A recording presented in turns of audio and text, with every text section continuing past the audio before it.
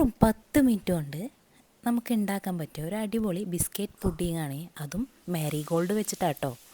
അപ്പോൾ ഇതേപോലെ നല്ല കാണുന്ന പോലെ തന്നെ നല്ല ടേസ്റ്റുമാണ്. അപ്പോൾ നമുക്ക് റെസിപ്പിയിലേക്ക് കടന്നാലോ.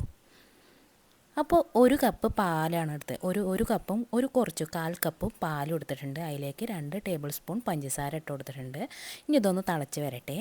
അപ്പോൾ എൻ്റെ എല്ലാ കൂട്ടുകാരും കാണുന്ന എല്ലാ കൂട്ടുകാരും ലൈക്ക് ചെയ്യാനും സപ്പോർട്ട് ചെയ്യാനും ഹൈപ്പ് ചെയ്യാനും ഒന്നും മറന്നു പോകരുത് കേട്ടോ. ഇനി കുറച്ച് നേരത്തിന് ശേഷം നമ്മുടെ പാലിങ്ങനെ തിളച്ച് വരും. ഇടയ്ക്കൊന്നും ഇങ്ങനെ ഇളക്കി കൊടുക്കാൻ മറക്കരുത് കേട്ടോ, അല്ലെങ്കിൽ പഞ്ചസാര ഇട്ടതുകൊണ്ട് തന്നെ അടുക്കി പിടിക്കാൻ ചാൻസ് കൂടുതലാണ്. അങ്ങനെ പാലങ്ങോട്ട് തിളച്ച് വന്നിട്ടുണ്ട്. ഇതേപോലെ വൈറ്റ് ചോക്ലേറ്റ് ഇതേപോലത്തെ 2 പീസ് വേണം. അപ്പോൾ ആദ്യം ഒരു പീസ് ഇട്ട് കൊടുത്തിട്ട് ഒന്ന് അലിയിപ്പിച്ചെടുത്തിട്ട് പിന്നെ നമുക്ക് വേറെ പീസ് കൂടി ഇട്ട് കൊടുക്കാം കേട്ടോ. ഇനി രണ്ടിനും കൂടി നന്നായി ഒന്ന് പാലിലായിട്ട് ഒന്ന് യോജിച്ച് വരട്ടെ. അങ്ങനെ അത് ചൂടാറാൻ വേണ്ടിയിട്ട് ഞാൻ മാറ്റി വെച്ചിട്ടുണ്ട്. ഇനി വേണ്ടത് വിപ്പിംഗ് ക്രീമാണ്. 1 കപ്പ് വിപ്പിംഗ് ക്രീം എടുത്തിരിക്കണം കേട്ടോ. ഇനി ഇതിനൊന്ന് നന്നായി ഒന്ന് ബീറ്റ് ചെയ്തെടുക്കണം. അതായത് ഒരു ഡ്രൈക്കുള്ള വിപ്പിംഗ് ക്രീമാണ് 1 കപ്പ് ഇട്ടാ എടുത്തിരിക്കുന്നത്. ഇനി ഇതിനൊന്ന് നന്നായി ഒന്ന് ബീറ്റ് ചെയ്ത് നമുക്ക് എടുക്കാം കേട്ടോ. ഇപ്പോൾ ചൂടാണ്, അതിനനുസരിച്ചിട്ട് നമ്മളൊന്ന് അടിക്കുമ്പോൾ ഒന്ന് നിർത്തിയിട്ട് അടിച്ചു കൊടുക്കാൻ ശ്രദ്ധിക്കണേ, അല്ലെങ്കിൽ ലൂസായി പോകും. അങ്ങനെ കുറച്ച് അങ്ങോട്ട് അടിച്ചപ്പോൾ ഇതിലേക്ക് ഒരു പഞ്ചസാര എടുത്തിട്ടുണ്ട്. അതൊരു 1/4 കപ്പ് പഞ്ചസാര എടുത്തിട്ടുണ്ട്. ഇനി ഇതൊന്ന് നന്നായി ഒന്ന് ബീറ്റ് ചെയ്തെടുക്കുക. അതവിടെ മാറ്റി വെച്ചിട്ടുണ്ട്. ഇനി വേണ്ടത് മാരിഗോൾഡ് ബിസ്ക്കറ്റാണ്.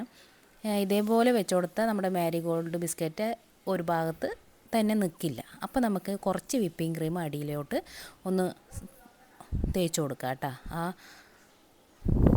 ഡ്രൈയിലേക്ക് എല്ലാവിടെയും ഒന്ന് ആവുന്നത് പോലെ നമുക്ക് ആക്കി കൊടുക്കാം.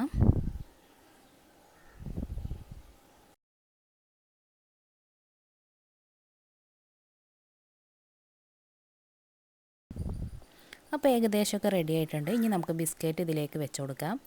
മാരിഗോൾഡ് ബിസ്ക്കറ്റ് ഇതേപോലെ ഈ 2 ആക്കിയിട്ട് വെച്ച് കൊടുക്കാം. എൻ്റെ ഡ്രൈയിൽ ഈ 2 വെക്കുന്ന പോലെ പാകമുള്ളൂ കേട്ടോ. അപ്പോൾ ഇതേപോലെ നമുക്ക് ഇങ്ങനെ ഒക്കെ വെച്ച് കൊടുക്കാം. ബാക്കിയുള്ള എവിടെയും കൂടി ഫില്ലാക്കാൻ വേണ്ടിയിട്ട് കുറച്ച് ബിസ്ക്കറ്റ് പൊടിച്ചിട്ട് ഇങ്ങോട്ട് വെച്ച് കൊടുക്കാം കേട്ടോ. ഇതേപോലെ ഒന്ന് പൊടിച്ച് ബാക്കിയുള്ള എവിടെയും കൂടി ഒന്ന് ഫില്ലാക്കി എടുക്കണേ.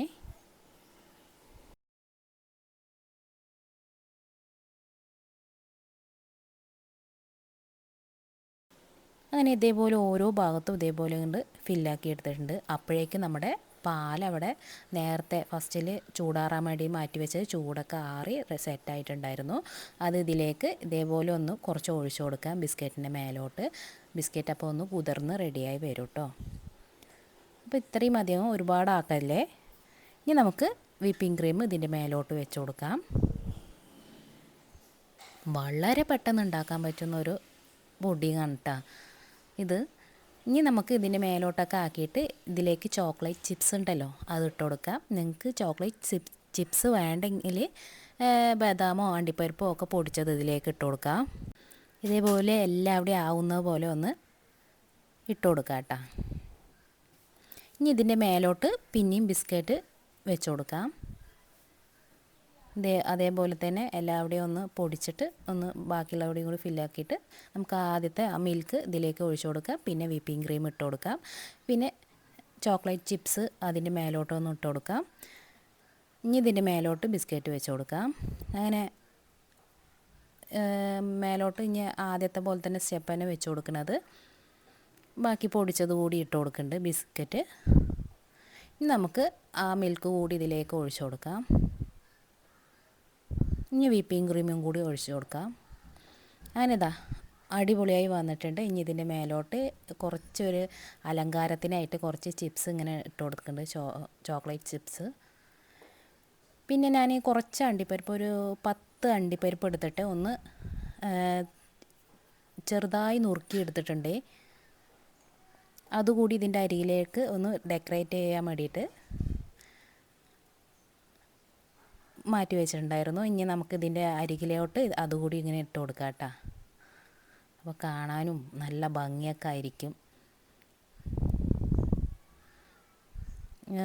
അണ്ടിപ്പരിപ്പന് വേണമെന്നില്ല, നിങ്ങൾക്ക് വേണമെങ്കിൽ ബദാം ആക്കാം.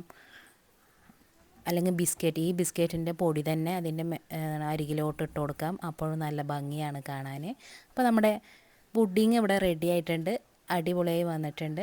ഇതൊന്ന് ഫ്രിഡ്ജിൽ വെച്ചിട്ട് ഞാനൊന്ന് തണുപ്പിച്ചെടുത്തിട്ടുണ്ടായിരുന്നു. തണുപ്പിച്ചെടുത്തതിന് ശേഷമാണ് കഴിക്കുമ്പോൾ ഒരു പ്രത്യേക നല്ല ടേസ്റ്റൊക്കെ ആവുക. കണ്ടില്ലേ, അടിപൊളിയായി വന്നിട്ടുണ്ട്. ഇത് കുറച്ച് സമയമായിട്ടുള്ളൂ കേട്ടോ. അപ്പോൾ ഒന്നും കൂടി നല്ല തണുപ്പിച്ചിട്ട് കഴിച്ചാൽ അടിപൊളിയായിരിക്കും. അപ്പോൾ എൻ്റെ എല്ലാ കൂട്ടുകാരും സപ്പോർട്ട് ചെയ്യാനും ലൈക്ക് ചെയ്യാനും ഒന്നും മറന്നു പോകരുതേ.